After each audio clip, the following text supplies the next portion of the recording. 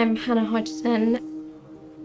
I'm a palliative care patient. I use a hospice and I am also a writer. My illness is probable mitochondrial disease.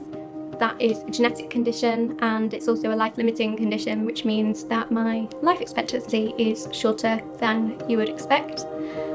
You're having a life-limiting illness. You know, you don't know how much time you've got, so you've got to use it wisely. I went into a children's hospice at the age of 17 and people were happy, people were smiling, people weren't dying all the time. There were people who used it for respite. And I thought, oh, okay, this isn't what you conjure when you first hear the word hospice. And it should be. A big part of hospice is life. It's all about life. You have a choice in life, don't you, to go down that dark path or to try and find the light, and that's what we try and do.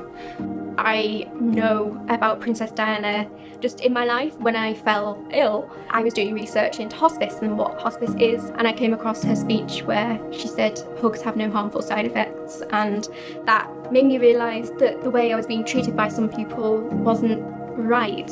Some people cross the road to avoid you. As soon as I realised there was a taboo around death and dying to the extent that there is, I thought, okay, yeah, I need to do something, but I don't have a clue.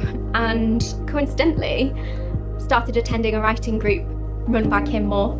So I started writing hints, and Kim, being the amazing person she is, picked up on it, and she just looked at me one day and went, okay, tell me. And I did, and I wrote a poem about it, and Kim said, get writing. So that's how the writing started for me, and that was my first form of activism.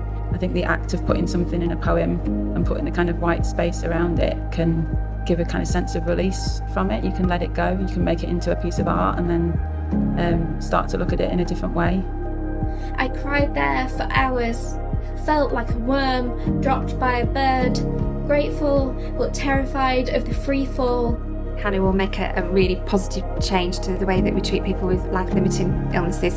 People say, I've read Hannah's blog, or I've listened to her YouTube channels, or it's made me rethink things. I know people have gone on to do palliative care nursing because of Hannah, because they've listened to what she's had to say. I want to leave some kind of legacy from my life, be that poems or videos or even just conversations or memories or laughter. I just want to have made a small difference in people's lives. You know, I introduce you as a poetry activist, but you're also an activist about talking about it and being open and honest. And, you know, I think you should be enormously proud of yourself. I want my legacy to be one that people have conversations about death and feel more comfortable about it. And if that even happens to one person, that's job done. Hannah has always been mature beyond her years, and it's just absolutely brilliant that she's finally getting some recognition for all her hard work.